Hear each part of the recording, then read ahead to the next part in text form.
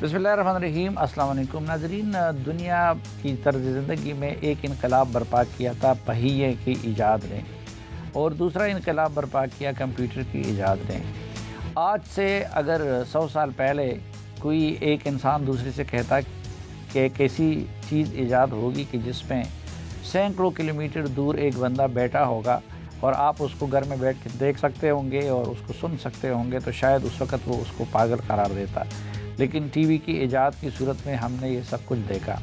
پھر اس کے بعد آج سے 30-40 سال پہلے جو اس وقت موبائل کے ذریعے جو کچھ ہو رہا ہے، اگر دو انسان آپس میں مل کے اس متعلق بات کرتے، تصور کرتے، تو شاید تصور کرنے والے کو دوسرا پاگل قرار دیتا۔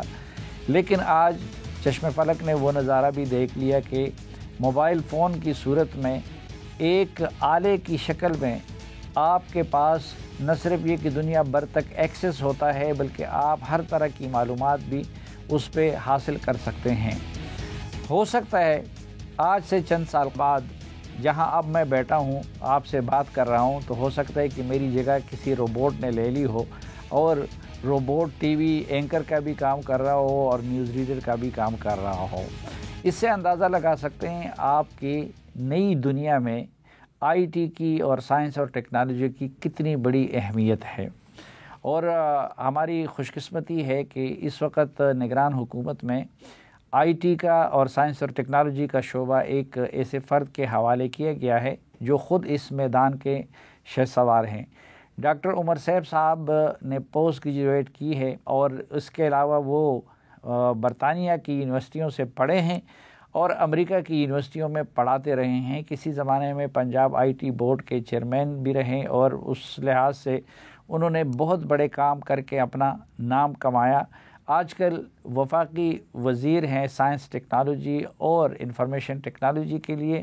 ہم نے ان کو زحمت دی ہے اور ان سے یہ جانیں گے کہ دنیا میں اس وقت آئی ٹی کے میدان میں کیا کچھ ہو رہا ہے، کیا کچھ ہونے جا رہا ہے، اور پھر اسپیسیفکلی ان سے جانیں گے کہ ان کی وزارت نے ابھی تک اس مد میں کیا کام کیا ہے۔ بہت شکریہ ڈاکٹر صاحب، بہت مہربانی۔ یہ جو بات کی جا رہی ہے آرٹیفیشل انٹیلیجنس کا دور آ رہا ہے، یہ کیا چیز ہے آرٹیفیشل انٹیلیجنس؟ شکریہ ایک تو آپ کو مجھے بلانے کا اپنے شو میں۔ I've been wanting to do this for a long time. This is long overdue. So I'm glad that I'm here. I'm a big fan of what you do. آپ کی مہربانی ہے۔ سر، اے آئی جو آرٹیفیشل انٹیلیجنس ہے، یہ ایک یہ ہوا تو آف کورس بہت دیر سے تھی۔ جب میں پی ایچ ڈی کر رہا تھا تب بھی اے آئی ہوا کرتی تھی، لیکن اتنا ریئل نہیں تھی۔ تب اگر آپ نے کسی کی تصویر دیکھ اس کو ریکگنائز کرنا ہے کہ یہ شکل کس کی ہے، آپ نے کسی کی ہینڈ رائٹنگ ریکگنائز کرنی ہے، کسی کی اسپیچ کو ریکگنائز کرنا ہے، آپ نے کوئی ویڈیو ریئلسٹک کوئی امیج جنریٹ کرنا ہے، ویڈیو جنریٹ کرنی ہے کہ آپ کے یہاں ہوئے بغیر آپ کی ڈیپ فیک ویڈیو بن جائے اور دیکھ کے پتہ نہ چل سکے کہ آپ ہیں یا کمپیوٹر جنریٹڈ ہے، تو اس وقت نہ تو کمپٹیشن اتنی زیادہ تھی، کوئی اتنی کمپٹیشن پاور نہیں تھی، ٹریننگ ڈیٹا نہیں تھا، اور اتنے الگورزمس نہیں تھے۔ لیکن اوور ٹائم اور پچھلے 4-5 سال میں بہت تیزی سے اس فیلڈ میں کام ہوا ہے، اور اے آئی اب مشین لرننگ کو کہتے ہیں، اور مشین لرننگ میں بھی ڈیپ لرننگ کو کہتے ہیں۔ اس طرح سے کہ ایک وقت تھا جب کمپیوٹر کو بتانا پڑتا تھا اس نے کیا کرنا ہے، اور اب کمپیوٹر سیکھ سکتا ہے کہ اس نے کیا کرنا ہے۔ آپ کو صرف اس کو بار بار دکھانا ہے اس چیز کو جو اس نے جنریٹ کرنی ہے، وہ اسے سیکھتا چلا جائے گا، اور اوور ٹائم خود ہی وہ کام کرنا شروع کر دے گا جو آپ کرتے ہیں اس کے لگ بھگ ہوگا۔ آف کورس کمپیوٹرز بہت ساری چیزیں نہیں بھی کر سکتے، یہ کہ آف کورس ان میں ایموشنز نہیں ہیں، اس میں فور سائٹ نہیں ہے، اس میں ججمنٹ نہیں ہے، اس میں بائس نہیں ہے۔ سو اس میں کمپیوٹرز میں بہت ساری ایسی چیزیں جو اللہ نے انسان میں ڈالی ہیں وہ نہیں ہیں، لیکن وہ بہت سارے کام جو کہ ریپیٹیو نیچر کے، فار انسٹنس جیسے آپ نے فرمایا خبریں پڑھنے کا کام، تو یہ ایک پرفنکٹری نیچر کا، ریپیٹیو نیچر کا کام ہے۔ آف کورس یہ آٹومیٹ ہونے چلا ہے، آف کورس اس کو computer generated avatars, newspaper readers بن جائیں گے، نیوز کاسٹرز بن جائیں گے۔ یہ جو ہم لکھتے ہیں، آرٹیکلز لکھتے ہیں، کانٹینٹ لکھتے ہیں، آف کورس یہ computer ChatGPT اب ہم سے بہتر لکھ سکتا ہے، کیونکہ اس کے پاس انٹرنیٹ کا سارا کانٹینٹ، سب ٹیکسٹ موجود ہے جس پہ وہ ٹرین ہوا ہے۔ اس کو پتہ ہے جب اس طرح کا سوال پوچھا جاتا ہے، اس طرح کا مقالہ لکھا جاتا ہے، اس طرح کی خبر لکھی جاتی ہے، تو کس نوعیت سے، کس الفاظ میں، کس زبان میں کس طرح لکھی جاتی ہے، کتنی لمبی لکھی جاتی ہے، کیا اس میں کون کون سے اینگلز کور کرنے ہوتے ہیں، تو اس کے پاس کیونکہ اب ویلتھ آف انفارمیشن ہے جس پہ وہ ٹرین ہوا ہے، اور wealth in this case is the entire internet, تو اب وہ تقریباً اسی طرح چیزیں جنریٹ کر رہا ہے جس طرح سے انسان کرتے ہیں۔ اچھا، یہ آئی ٹی اور اے آئی کے لحاظ سے اگر دیکھیں تو پاکستان دنیا کی دیگر ممالک سے کس طرح اور کیوں پیچھے ہے؟ ایک تو ہم ویسے تو ٹیکنالوجی میں آف کورس بہت پیچھے ہیں دنیا سے. جب میں یہ کہتا ہوں تو اس کے 3 پہلو ہیں. ایک تو یہ کہ آف کورس اگر آپ یہ دیکھیں گے پاکستان سے کیا کوئی ٹیکنالوجی میں نوبل laureate آیا, کوئی فیلڈ میڈل ونر آیا, کوئی بلینئر, کوئی یونیکارن ٹیکنالوجی کمپنیز بنی, تو ان میں سے کچھ بھی بات درست نہیں. یہ ایک طرف بات ہے. دوسرا یہ کہ اگر آپ ایجوکیشن سسٹم کو دیکھیں تو وہ بھی بالکل زبوں حالی کا شکار ہے. گلوبلی اگر آپ اس کو کمپیئر کریں with other universities in the region, کوئی انڈیا میں دیکھ لیں, کوئی قزاقستان میں دیکھ لیں, کوئی آپ ترکی میں دیکھ لیں, تو ہم وہ تمام آف کورس ان تعلیمی نظاموں سے بہت پیچھے ہیں. تیسرا لیکن یہ کہ ہمارا ملک نوجوانوں کا ملک ہے. تو وائل یو مائٹ سے کہ گورنمنٹ نے کچھ زیادہ نہیں کیا اور ہمارے سسٹمز اور پروسیسز بھی ویک رہے, جیسے کہ اور تمام شعبوں میں ہیں, ٹیکنالوجی میں بھی ہیں, لیکن ایٹ دا سیم ٹائم جو ینگ لوگ ہیں, اور ینگ لوگ اس طرح سے ہیں, میں اکثر لوگ کہتے ہیں کہ 65% آبادی ینگ ہے. اس کو ایک اور طریقہ دیکھنے کا یہ ہے کہ ہر مہینے 5 لاکھ نوجوان 18 سال کی عمر سے تجاوز کر رہے ہیں پاکستان میں. 5 لاکھ, 500,000 پیپل. تو یہ اس طرح سے بیسیکلی اب ہر پوزیشن میں ہر جگہ پہ آپ کو نوجوان نظر آئیں گے, کیونکہ یہ نوجوانوں کا ملک ہے. نوجوان کیونکہ خود ٹیکنالوجی سیکھ جاتے ہیں, ٹیکنالوجی سیوی ہیں. 1 ملین ہماری یونیورسٹیز گریجویٹ کر رہی ہیں. پاکستان میں اربنائزیشن ہے, اب گلوبل کنیکٹیوٹی, ہر کسی کے ہاتھ میں فون ہے. پاکستان میں 19 کروڑ موبائل سم یوزرز ہیں. یہ دنیا کی 7ویں بڑی مارکیٹ ہے موبائل فون کی یوزج کے حساب سے. فون سستے میسر ہیں, ہر کوئی کسی نہ کسی سوشل میڈیا پلیٹ فارم سے جڑا ہوا ہے. لوگ کانٹینٹ کریٹ بھی کر سکتے ہیں, لوگ اس گلوبل ڈیجیٹل اکانومی کا حصہ بھی بن سکتے ہیں. تو اس کی وجہ سے 19 کروڑ موبائل اس وقت پاکستان میں یوز ہو رہے ہیں. 196 ملین, 19 کروڑ 60 لاکھ. اور یہ سوچیے کتنا بڑا نمبر ہے. اور یہ تو یورپ کے دنیا کے 7ویں بڑی موبائل فون کی, دنیا کا 5واں بڑا ملک ہے اور 7ویں بڑی موبائل فون کی دنیا کی market. But let me underscore that more for you. Pakistan کی جو انٹرنیٹ یوزرز ہیں, براڈ بینڈ انٹرنیٹ یوزرز ہیں, ان کی تعداد UK, فرانس, اٹلی کی کل آبادی سے زیادہ ہے. پاکستان کے سوشل میڈیا یوزرز کی تعداد کینیڈا کی کل آبادی سے زیادہ ہے. تو یہ تو آف کورس بہت بڑا ملک ہے. اور اور دوسرا یہ کہ یہ جو ینگ لوگ ہیں, جس کو آپ یہ نوجوان ہیں, انہوں نے ٹیکنالوجی خود سیکھی. ہم نے ان کے لیے کوئی کاروبار, روزگار, ملازمتیں نہیں پیدا کی اس ملک میں, given the way it is. لیکن انہوں نے خود ہی سے فگر آؤٹ کیا کہ ان کی جو ایجوکیشن ہے, اسکل ہے, اس کے تحت وہ دنیا کی جو گلوبل ڈیجیٹل اکانومی اس سے لنک ہو سکتے ہیں. نہیں ڈاکٹر صاحب, جب 19 کروڑ لوگ موبائل استعمال کر رہے ہیں, پھر یہ کہ نوجوان خود سیکھ رہے ہیں پاکستان میں, پھر الحمدللہ آپ جیسے نوجوان بھی ہے جن کو گوگل کی طرف سے اور باقی انٹرنیشنل فورمز کی طرف سے ایوارڈز بھی ملے, تو پھر ہم پیچھے کیوں ہیں؟ ایک تو سر یہ کہ کیا مثبت استعمال کم ہے, منفی استعمال زیادہ ہے؟ یہ بھی درست بات ہے, لیکن گورنمنٹ کی پالیسیز بھی اتنی سپورٹیو نہیں رہیں. اب فار انسٹنس اگر آپ یونیورسٹیز, پاکستان میں بہت بڑا ملک ہے, بہت زیادہ یونیورسٹیز ہیں, ہر سال 75,000 IT گریجویٹس ہماری یونیورسٹیز پیدا کرتی ہیں. 75,000, یہ بہت بڑا نمبر ہے. آپ IT انڈسٹری کو دیکھیں تو اس میں صرف 1.5 لاکھ لوگ کام کرتے ہیں. تو یہ 75,000 لوگ کہاں جا رہے ہیں؟ اگر آپ اس کو ذرا تفصیل سے دیکھیں تو آپ کو پتہ چلے گا کہ یہ 75,000 یونیورسٹی کی ڈگریاں تو لے رہے ہیں, لیکن ان کے پاس وہ سکلز ہی نہیں جس میں وہ انٹرنیشنلی گلوبلی کمپیٹیٹیو ہو سکیں. اب اگر کسی نے باہر بیٹھے ہوئے پاکستانی IT کمپنی کو کاروبار دینا ہے, تو وہ بیسیکلی تو یہ ہے کہ آپ کے سافٹ ویئر ڈیولپر کو 20, 30, $40 پر آور دے گا. تو اب اس نے جب $40 پر آور آپ کو دینے ہیں, تو وہ انڈیا کے کسی سافٹ ویئر ڈیولپر کو کیوں نہ دے دے, وہ آئرلینڈ کے کسی سافٹ ویئر ڈیولپر کو کیوں نہ دے دے. تو یہ تو گلوبلی کمپیٹیٹیو ہونا پڑے گا. دیکھیے یہ بڑی امپورٹنٹ بات ہے کہ کسی اور شعبے میں ہمیں اس طرح گلوبلی کمپیٹیٹیو سروسز اور اسکل میں نہیں ہونا پڑتا, پروڈکٹس میں ہونا پڑتا ہے. کیونکہ کپاس یہاں ہے تو ہم ٹیکسٹائل ایکسپورٹ کر لیتے ہیں, ہم رائس ایکسپورٹ کر لیتے ہیں, اسی طرح ہے نا جی. لیکن کوئی اور شعبہ نہیں جو کہ سروس بیسڈ ہے, جو کہ نالج اسکل بیسڈ ہے, یہ ایک ہی شعبہ ہے. اور اس میں آف کورس ہم باقی دنیا سے بہت پیچھے رہ گئے. ہماری ٹوٹل ایکسپورٹس $2.6 بلین ہیں, $2.5 ارب. انڈیا کی $164 ارب ہیں. انڈیا ہم سے 7, 8, 10 گنا بڑا ہوگا تو اس وہی موازنہ ہونا چاہیے, لیکن نہیں ہے. انڈیا کی ایک سافٹ ویئر کمپنی 4.5-5 لاکھ لوگوں کی ہوتی ہے, اور کئی ایسی کمپنیز ہیں. ہماری ٹوٹل سافٹ ویئر انڈسٹری میں 1.5 لاکھ لوگ کام کرتے ہیں. وہ اس لیے کہ ہم نے وہ اپنی یوتھ کو نہ سکلز دی, نہ تعلیم دی اس کوالٹی کی کہ ان دس انڈسٹری جو کہ گلوبلی کمپیٹیٹیو ہے, روز اس میں چینجز آتی ہیں, روز ایڈوانسمنٹس آتی ہیں, تو وہ وہاں پہ یوٹیلائز ہو سکیں. اسی لیے اب یہ جو پچھلے 4-5 ماہ میں بہت میں نے فوکس کیا ہے کہ ہم جو یونیورسٹی سے گریجویٹ پروڈیوس کر رہے ہیں, سب سے پہلے کہ وہ ایک کوالٹی ایشورنس ٹیسٹ پاس کریں کہ وہ آخر کس معیار کے ہیں. اس کے بعد ان کو انڈسٹری میں پلیس کرنے کی ذمہ داری گورنمنٹ لے لے. اگر اس میں ہمیں پیسے ڈالنے پڑتے ہیں ان کی انٹرنشپ کے لیے، کمپنی کو پیسے دینے پڑتے ہیں، ہمیں ایکڈیمک سسٹم ایک چیز سے مل کے چینج کرنا پڑتا ہے، تو یہ کہیں ہو گیا ہے. اب پہلا 75,000 لوگوں کا پاکستان میں ٹیسٹ ہونے چلا ہے، اور 30,000 35,000 جو اس میں سے پاس کریں گے ان کو ہم انڈسٹری میں پلیس کرنے چلے ہیں.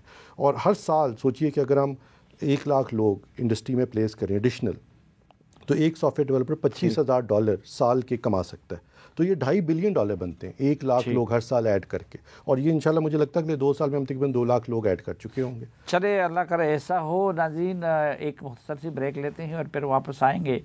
تو ڈاکٹر صاحب نے وزیرات کچھ وعدے کیے تھے، ان وعدوں کے بارے میں ان سے پوچھیں گے کہ وہ وعدے انہوں نے کس حد تک پورے کیے. ہمارے ساتھ رہیے.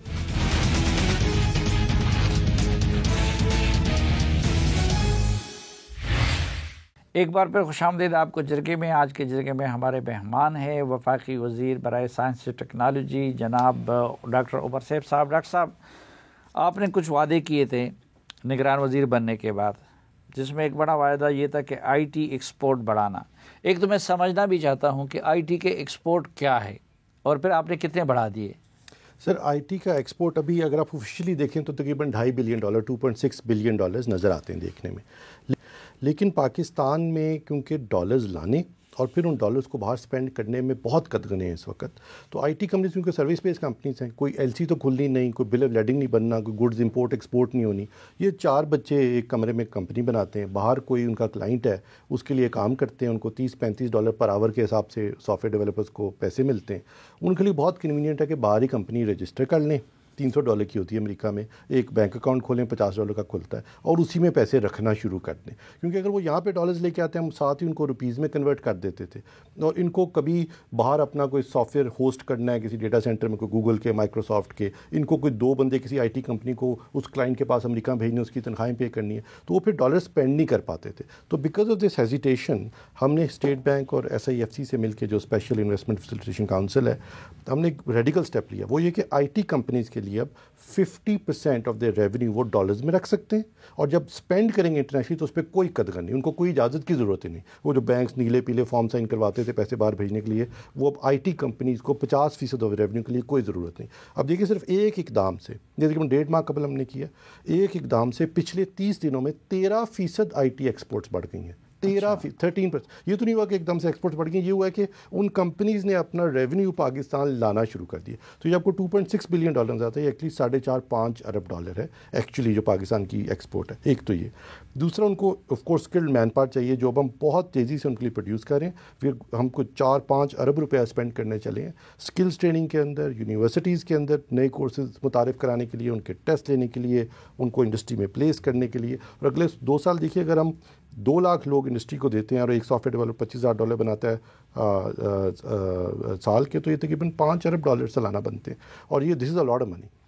ابھی تقریباً 2.5 ارب یا 4 ارب ایکسپورٹ ہے، تو ڈبل ہو جائے گی just by giving the more skilled manpower. لیکن ایک اور بہت بڑا فنومینا، اور آپ نے پہلے بھی یہ سوال کیا کہ نوجوان جو ہیں ان کو ہم نے چلے یہاں ملازمتیں نہیں دیں، کمپنیاں چھوٹی چھوٹی ہیں، باقی سب سے بڑی کمپنی 3-4-5 ہزار لوگوں کی ہوگی.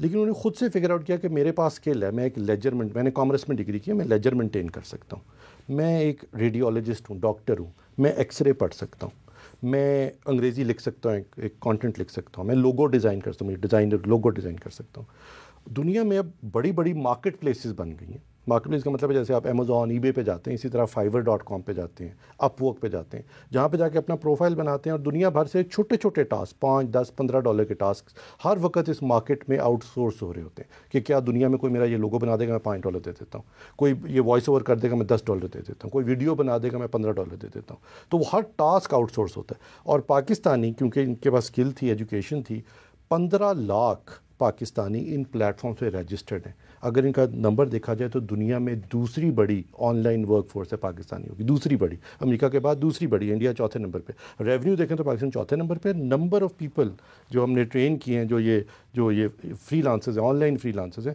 15 لاکھ ان پلیٹ فارمز پہ رجسٹرڈ ہیں. ان کو 2 پرابلمز ہیں ان نوجوانوں کو جو گھروں سے بیٹھے کام کر رہے ہیں اور خود سے کر رہے ہیں اور اسی گلوبل مارکیٹ پلیس میں کر رہے ہیں. ایک ان کو مسئلہ یہ ہے کہ ان کے پاس بیٹھ کر کام کرنے کی مناسب جگہ نہیں. جس نے دن میں $10 کمانے ہیں وہ نہ تو 5 لاکھ کا لیپ ٹاپ لے سکتا ہے کوئی ویڈیو ایڈیٹنگ کے لیے، نہ وہ کوئی دفتر 2 لاکھ روپے کا کرائے پہ لے سکتا ہے، نہ جنریٹر خرید سکتا ہے، نہ انٹرنیٹ لے سکتا ہے۔ تو ہم نے اب ای روزگار کے نام سے ایک پروگرام شروع کیا۔ یہ پہلے میں نے پنجاب میں بھی ٹرائی کیا تھا، بہت سکسیزفل تھا۔ بچے جو ہمارے ای روزگار سینٹرز میں کام کرتے تھے، یہ بنے بنائے سینٹرز ہیں جہاں پہ جا کے وہ اپنی فری لانسنگ کر سکتے ہیں۔ تو 8.5 ارب روپیہ یہ ابھی تک بچے پنجاب میں کما چکے ہیں۔ میں نے تو ڈیٹا منگوایا تھا، جو 47 سینٹرز بنائے تھے ان کا کیا بنا۔ اب ہم 10,000 ای روزگار سینٹرز پاکستان بھر میں بنانے جا رہے ہیں، اور بجائے اس کے اس کو سرکار میں بنائیں اور بلڈنگیں بنانے بیٹھ جائیں اور سرکاری ٹھیکیداروں سے بنوائیں۔ سب سے پہلے تو اسکیم اپروو ہو گئی ای روزگار کی، اس کے لیے فنڈنگ اویلیبل ہو گئی، تو گورنمنٹ از لائنڈ اپ۔ دوسرا یہ کہ اب اسکیم یہ ہے کہ ہم پرائیویٹ سیکٹر کو انٹرسٹ فری لون دیں گے، کہ private sector interest free loan لے۔ اور آپ دیکھیے پاکستان بھر میں بہت ساری ان یوٹیلائزڈ ریئل اسٹیٹ ہے، کوئی پلازا بنا ختم نہیں ہوا، کوئی شاپنگ مال تھا چلا نہیں، کوئی آفس اسپیس چلی نہیں، تو وہ سب ہم سے انٹرسٹ فری لون لیں گے اور ان کو کنورٹ کر لیں گے ای روزگار سینٹرز میں، جہاں پہ نوجوان جا کے کام کریں، ان کو ریونیو ملے گا، ایک آلٹرنیٹ بزنس پلان بھی مل جائے گا، اور گورنمنٹ انسینٹیوائز بھی کریے کریں۔ تو کیونکہ یہ سرکار سے نکال کر ہم پرائیویٹ سیکٹر کے حوالے کرنے جو ان کے لیے ایک سالڈ بزنس پلان ہے، تو مجھے لگتا ہے یہ تیزی سے ہی روزگار سینٹرز بنے گے۔ سوچیے اگر 10,000 بن جائیں اور 100 لوگوں کے ہم سینٹرز بنا رہے ہیں، تو 10 لاکھ لوگ فری لانسنگ کر پائیں گے۔ اگر 10 لاکھ لوگ دن میں $30 بنائیں، جو کہ ایک فری لانسر بنا سکتا ہے، تو یہ $10 بلین سالانہ بنتے ہیں۔ تو اگر آپ trained manpower I T industry کو 2 لاکھ دیتے ہیں تو 5 ارب ڈبل ہو جاتی ہے ان کی ایکسپورٹ۔ اگر آپ فری لانسرز کو بیٹھ کے کام کرنے کی جگہ دے دیں جس میں آسانی سے دن میں $30 بنا سکیں، وہ جو ہم نے پنجاب میں ٹرائی بھی کر لیا، تو یہ $10 بلین سالانہ بنتا ہے۔ ان کا دوسرا مسئلہ نوجوانوں کو آف کورس پیسے لینے کا۔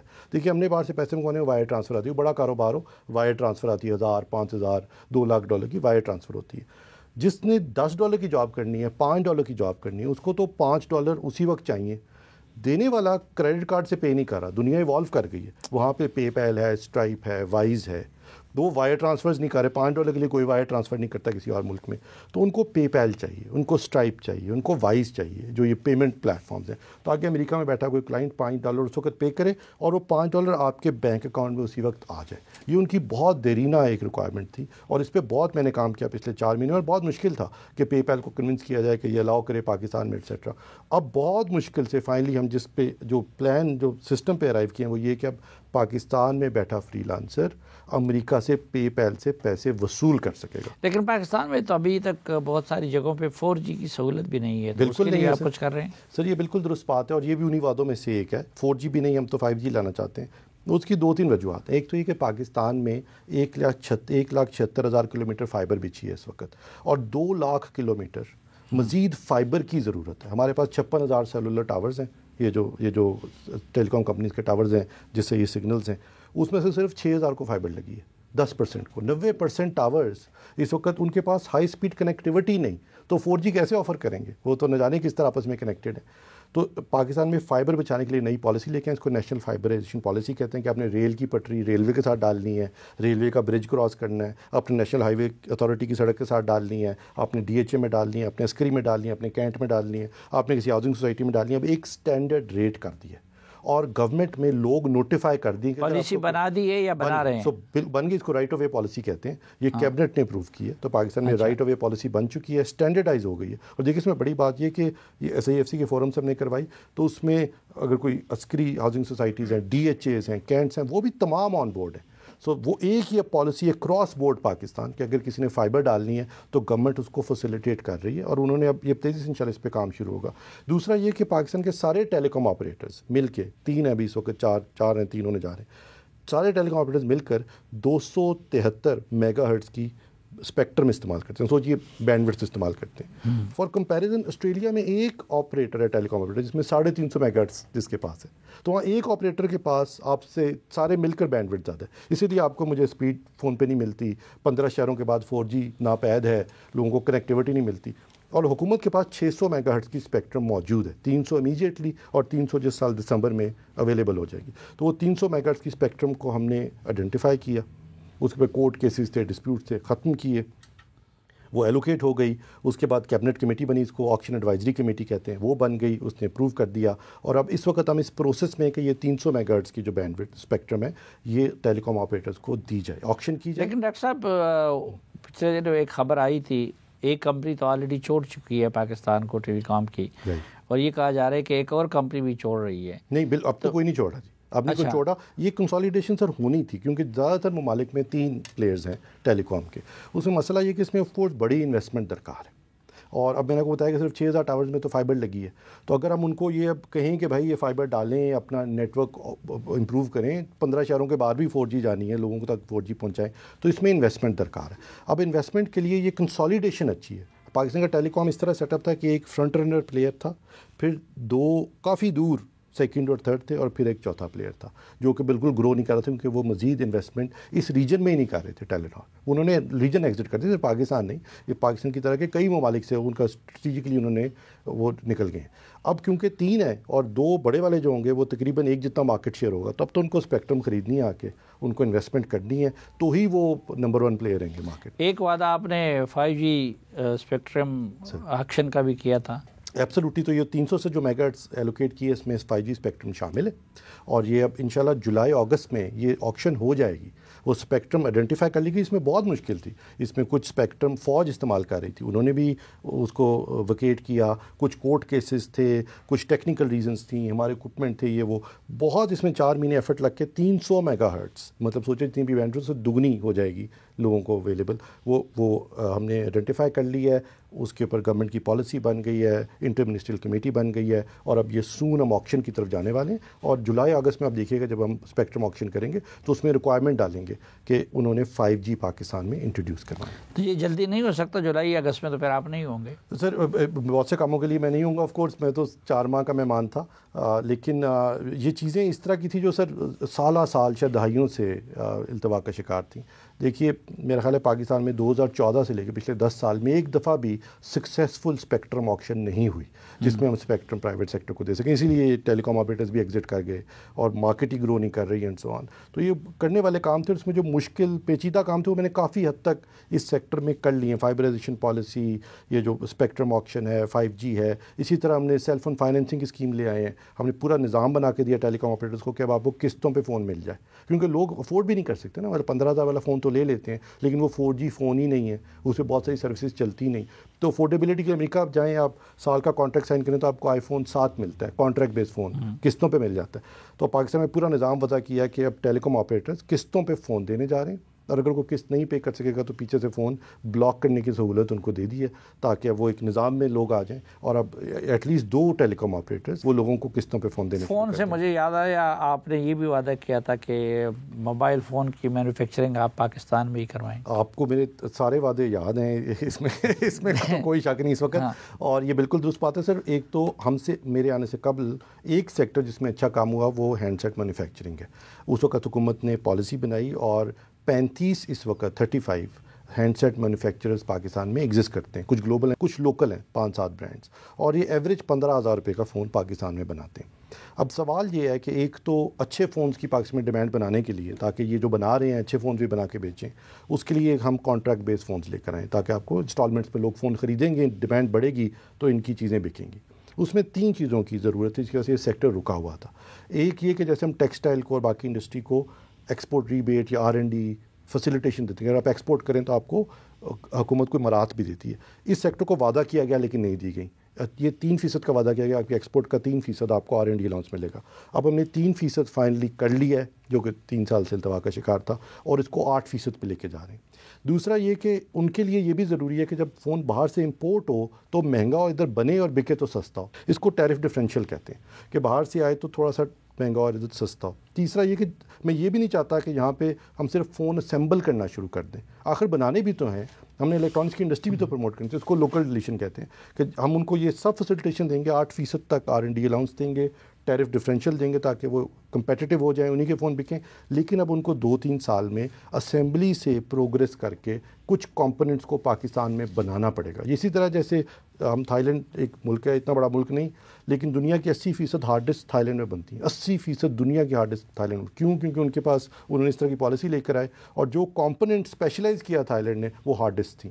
تو آپ لیپ ٹاپ کمپیوٹر کہیں سے بھی لے لیں, زیادہ تر اس کی ہارڈ ڈسک تھائی لینڈ سے آتی ہے. اب ایک فارورڈ لکنگ پالیسی تھی. اسی طرح اب ہمیں یہ اسپیشلائز کمپوننٹس پاکستان میں لکھے ہیں. تو یہ ٹیرف ڈفرینشیل ہے, لوکل ڈیلیشن ہے, R&D الاؤنس ہے. یہ تینوں کر کے 29 تاریخ کو ہم نے سارے ٹیلی کام یہ جو ہینڈ سیٹ میں ان سے ایونٹ رکھا ہے, وہاں پہ اناؤنس کر کے گھر جائیں گے.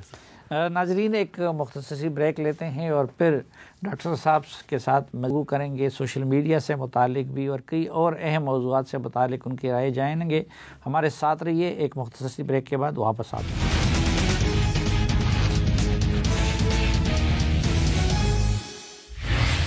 ایک بار پھر خوش آمدید آپ کو جرگے میں. ہمارے ساتھ ہیں ڈاکٹر عمر سیب صاحب, وفاقی وزیر برائے آئی ٹی اور سائنس اینڈ ٹیکنالوجی.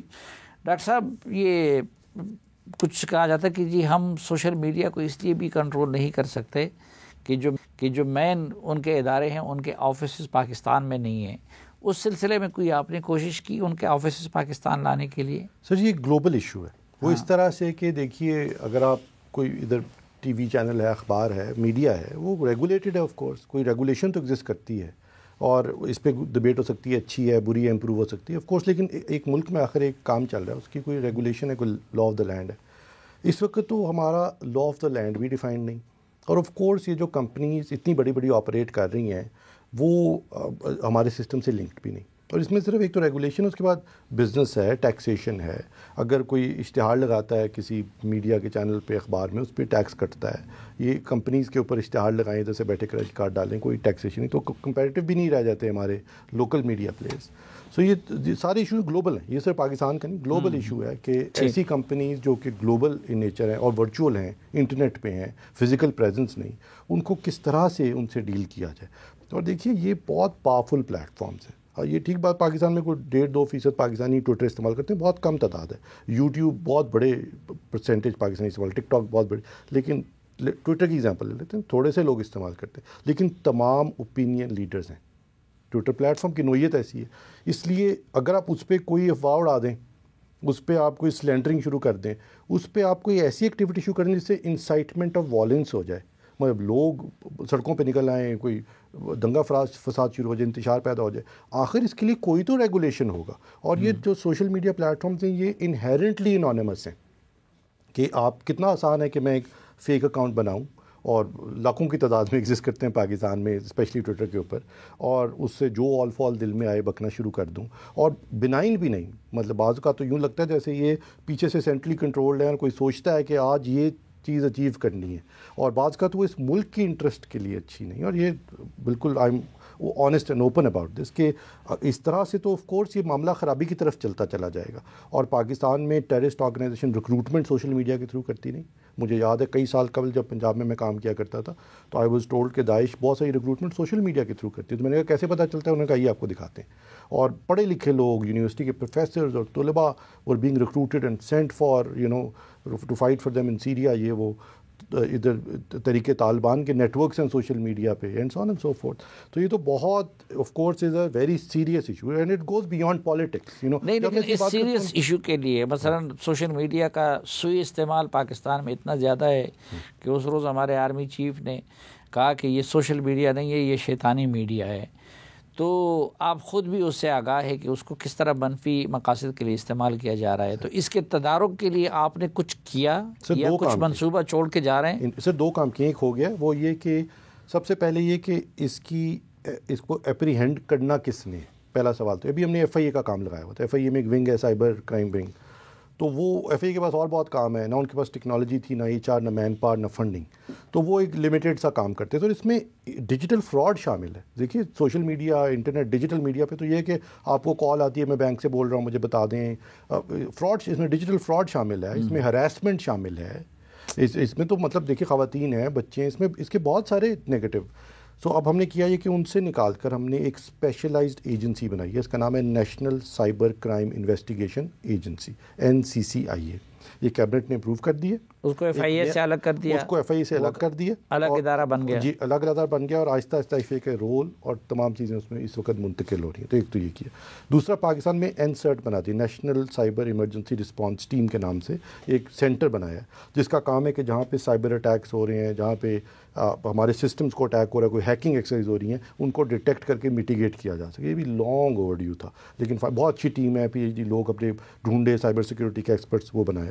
جو تیسرا کام اب ان دا ورکس ہے, اور ایک جو اس کے ڈاؤن سائڈ ہے وہ یہ کہ وہ پولیٹیسائز بڑی جلدی ہو جاتا ہے, لیکن وہ یہ ہے کہ ہمیں کوئی تو سوشل میڈیا ایتھکس کا سٹینڈرڈ ملک میں لانا چاہیے جس میں ہم یہ کہہ سکیں کہ بھائی یہ بات انلیگل ہے, یہ ہمارا لا آف دا لینڈ یہ کہہ رہا ہے کہ یہ بات یہاں پر انلیگل ہے. سو پلیز آپ اس کانٹینٹ کو ریموو کر دیں. اس لیے نہیں کہ آپ سمجھتے ہیں کہ وہ اچھا ہے یا برا ہے یا جیسا بھی, وہ اس لیے کیونکہ لا آف دا لینڈ اس کو انلیگل ڈکلیئر کر رہا ہے. یہ نہیں کہ میری کوئی سینسٹیو مجھے بری بات لگ رہی ہے, یہ بات نہیں ہے, بری بات نہیں ہے. یہ کہ میرے کوئی کسی نظریے سے اختلاف کر رہا ہے, یہ بات نہیں ہے, یہ بات قانون کے خلاف ہے. سو ہمارے پاس قانون ہی ایسا نہیں. یہ سعودی عرب, یو اے ای, چائنا وغیرہ نے جو کچھ کیا ہے وہ ہم نہیں کر سکتے؟ سر ہمارے آف کورس ملک کی نوعیت بہت مختلف ہے. یہ تو ایک بہت ڈیورس اور ہیٹروجنس اور بہت بڑا ملک ہے, اور اس میں کئی طرح کی زبان بولنے والے, کئی طرح کے نظریے رکھنے والے, کئی طرح کے مذاہب کے لوگ آف کورس اس ملک, اور بہت دنیا کا 5واں بڑا ملک ہے, اس میں رہتے ہیں.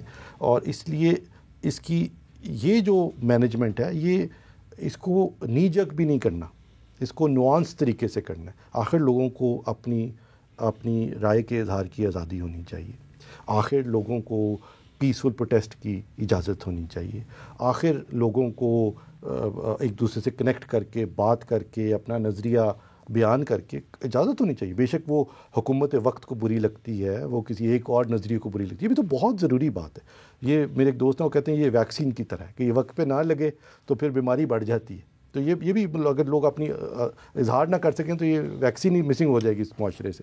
تو یہ تو بہت ہیٹروجنس اور ڈیورس ملک ہے اور بہت بڑا ملک ہے, اور اس میں کئی طرح کے نظریے. اور دوسرا یہ کہ لیکن وہاں حکومتوں نے اپنے ہاتھ میں رکھا ہے ریگولیٹ کرنے کا معاملہ, تو ہم اپنے ہاتھ میں نہیں رکھ سکتے. نہیں سر, ریگولیٹ کا معاملہ یہ کہ ایک تو یہ کہ ہمیں یہ نہیں کرنا چاہیے کہ ہم کوئی پلیٹ فارم بند کر دیں, یہ تو اس کا حل نہیں, یہ تو نی جگ ریئیکشن ہے.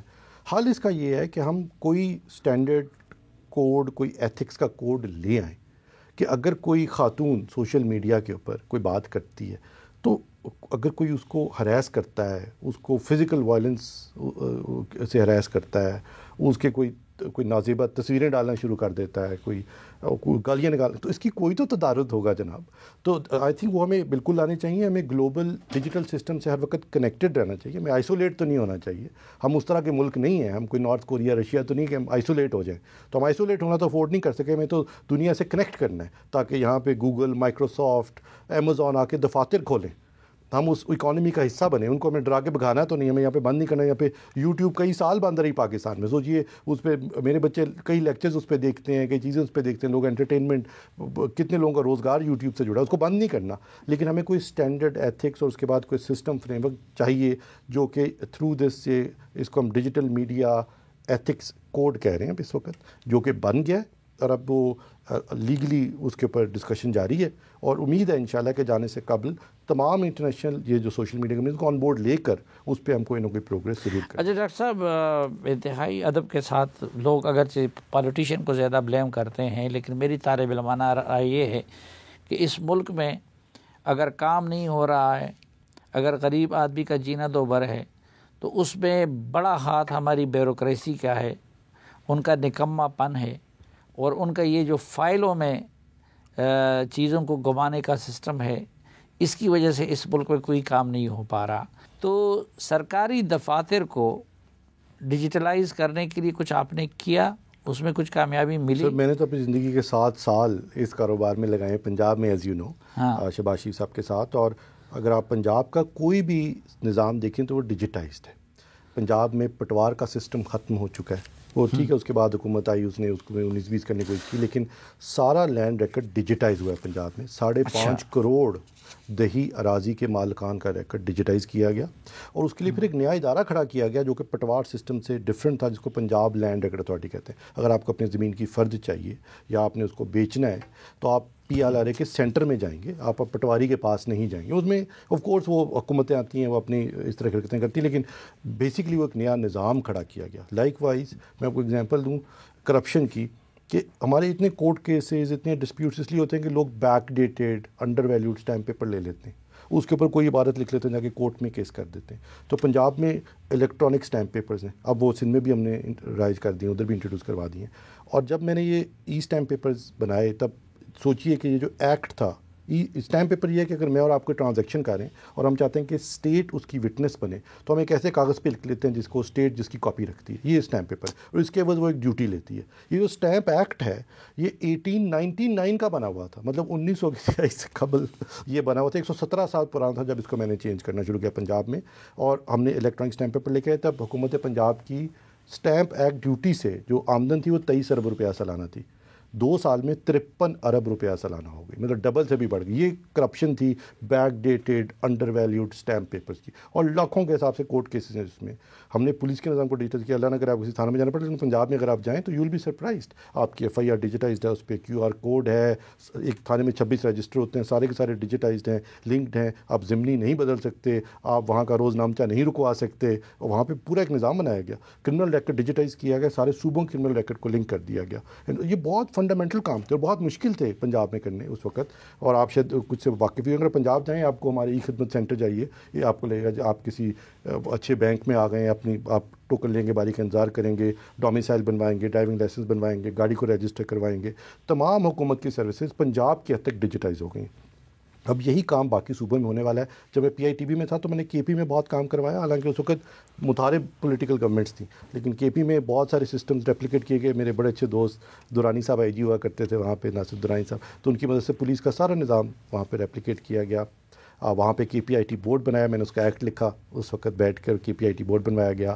اسی طرح سے بلوچستان کے اندر بہت سارے کام اب کیے ہیں جو کہ پنجاب IT بورڈ کا ہے۔ اب گول ہے کہ ہمارے پاس نیشنل IT بورڈ ہے، ادارے ہیں، لیکن جو آپ کی دوسری بڑی بات ہے وہ یہ کہ یہ بیوروکریسی والا پوائنٹ بہت اچھا ہے، لیکن مجھے یہ لگتا ہے کہ اس کو بھی، مطلب میں 7 سال حکومت پنجاب میں کام کیا، لوگ کہتے تھے کہ یہ تم نہیں کر پاؤ گے، لیکن مجھے لگتا ہے کہ جتنی بھی چیزیں ہم نے اٹیمپٹ کی ہم نے تقریباً ساری مکمل کی۔ میں نے ایک یونیورسٹی بنائی، میں اس کا وائس چانسلر تھا۔ میں نے پہلا اسٹارٹ اپ انکیوبیٹر بنایا، آج پاکستان میں پچھلے 4 سال میں $800 ملین اسٹارٹ اپس میں انویسٹ ہوئے۔ ہم نے روزگار پروگرام شروع کیا، ساری حکومت کے driving licence, domicile, property tax, ہر چیز ڈیجیٹائز کر دی ہے پنجاب کے اندر۔ مجھے کوئی مشکل نہیں آئی، اسی بیوروکریسی کے ساتھ کام کیا۔ فیڈرل گورنمنٹ میں 4 مہینے ہو گئے ہیں سر، ابھی تک کوئی ہم 13-14 کام کر چکے ہیں، کئی میں نے آپ کو گنوائے بھی ہیں، اور کچھ بہت پیچیدہ نیچر کے تھے، اسی بیوروکریسی نے کی ہے۔ ایک امپورٹنٹ بات یہ ہے کہ بیوروکریسی کو اپنے استعمال کیسے کرنا ہے، یہ بھی بہت ایک نوانسڈ بات ہے۔ یہ کہ آپ کو معلوم ہی نہیں کہ سسٹم چلتا کیسے ہے، اس سسٹم سے، اس پروسیس سے کام کروانا کیسے ہے، یہ بھی لوگوں کو سمجھنے کی، جو لیڈرشپ پوزیشن میں آتے ہیں ان کو سمجھنے کی ضرورت ہے۔ یہ ضرور ہے کہ اگر یہ آپ سسٹم دیکھیں تو it is long outlived its utility. آپ ایک DC کا 71,000 روپیہ تنخواہ ہوتی ہے ڈپٹی کمشنر کی، پورا ڈسٹرکٹ کا وہ بادشاہ ہوتا ہے، تو آپ ایکسپیکٹ کرتے ہیں وہ کرپشن نہیں کرے گا، آپ ایکسپیکٹ کرتے ہیں وقت پہ دفتر جائے گا، وقت پہ گھر جائے گا۔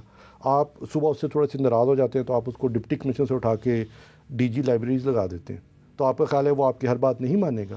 حکومت کی کوئی کارپوریشن، کوئی بورڈ فنکشنل نہیں ہے۔ میرے پاس اس وقت بٹوین سائنس اینڈ ٹیکنالوجی اور IT کوئی میرا خیال ہے 30 کے لگ بھگ محکمے، کسی کا بورڈ فنکشنل نہیں ہے، کسی کا ہیڈ میرٹ پہ اپوائنٹ نہیں ہوا، اور بے انتہا کرپشن ہے، بے انتہا نالائکی ہے، اور بڑی بڑی تنخواہیں ہیں، بڑی بڑی مراعات ہیں، اور نو ون کیئرز اباؤٹ اٹ۔ اور اس کو ٹھیک کرنا یہ بھی تو ہماری ذمہ داری ہے کہ ہم آئیں ایک چھوٹے ٹینیور کے لیے 10,000 سیاسی بھرتیاں کرا دیں۔ یہ جو مسائل آپ کو نظر آتے ہیں کہ فلاں اسٹیٹ اونڈ انٹرپرائز، IMF کہہ رہا ہے ان کو بیچیں، ان کو بیچیں، کیوں کہہ رہا ہے؟ اس لیے کیونکہ کیا PIA کے ایک دن کا نہ جانے کتنے ارب پے کرنا پڑتا ہے just to keep the planes in air. تو کب تک آپ یہ کرتے؟ کیونکہ وہاں پہ ہزاروں کی تعداد میں ہر جگہ کے اوپر ہر محکمے میں جہاں آپ جائیں آپ کو سیاسی بھرتیاں نظر آئیں گی، اپنے گھر کے ٹھیکیدار نظر آئیں گے، اور بیوروکریسی اس کو کچھ حد تک ریزسٹ کرتی ہے، لیکن اس کے بعد مل جاتی ہے آف کورس، کیونکہ ان کی انٹرسٹ الائنڈ ہے۔ تو یہ اس کو ہولسٹکلی دیکھنے کی ضرورت ہے، لیکن میں مطلب ریزن آئی سے دس، جو کچھ آپ نے پنجاب میں کیا تھا تو وہ یہاں کیوں نہیں کر سکے مرکز میں؟ سر بہت تیزی سے ہو رہا ہے، اور فیڈرل گورنمنٹ کا آف کورس سروس ڈلیوری کا رول نہیں ہے، ہمارے پاس تو کوئی education, health, life stock, irrigation نہیں ہے، ہمارے تو یہی بڑے والے رول ہیں کہ فیڈرل گورنمنٹ ورٹیکلی آرگنائزڈ ہے، لیجسلیٹو ہے، کنسلٹیٹو ان نیچر، پاکستان کا سسٹم اسٹرکچرڈ اس طرح۔ تو جو میں نے آپ کو رائٹ آف وے پالیسی بتائی، سب صوبوں نے اس کو اڈاپٹ کیا ہے، لیکن یہ کرنا بہت مشکل تھا۔ ایک بات آپ نے کی تھی ای آفس بنانے کا، جی اس کا کیا ہوا؟ ای آفس تو اب چل رہا ہے، اب میری بھی ساری فائلیں الیکٹرانک آتی ہیں، لیکن اس میں امپورٹنٹ بات یہ ہے کہ یہ فائلوں کے نظام میں نقص ہے، نہیں ہونی چاہیے، وہ الیکٹرانک ہونی چاہیے، اور فیڈرل گورنمنٹ میں ہیں بھی، پنجاب میں ساری ہیں، لیکن ایکچوئل جو فنکشن ہے گورنمنٹ کا اس کو ڈیجیٹائز کرنے کی ضرورت ہے۔ سو فار انسٹنس اگر ہم کہتے ہیں کہ ہمارے جو اریگیشن کا پانی چوری ہوتا ہے تو بھی کوئی ٹیلی میٹری سسٹم لگائیں، وہ فائلوں کو بھی ڈیجیٹائز کر لیں، لیکن ایکچوئل نظام کو ڈیجیٹائز کریں۔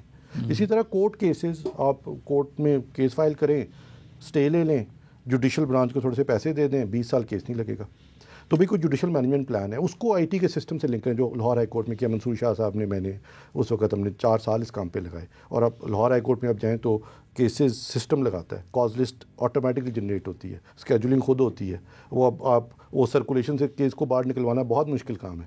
اب وہ ٹھیک ہے، اس میں پوش اینڈ پش ہوتا ہے، لیکن ایک سسٹم بن گیا. اسی کو اب سپریم کورٹ میں بنانے کی کوشش کر رہے ہیں، وعدہ کیا ہے منصور صاحب سے ہم نے کہ اس کو ادھر بھی انشاءاللہ رائج کرتے ہیں. وفاقی وزیر سائنس و ٹیکنالوجی اور انفارمیشن ٹیکنالوجی جناب ڈاکٹر عمر سیف صاحب، ہمیں وقت دینے اور ہم سے بات کرنے کا بہت شکریہ.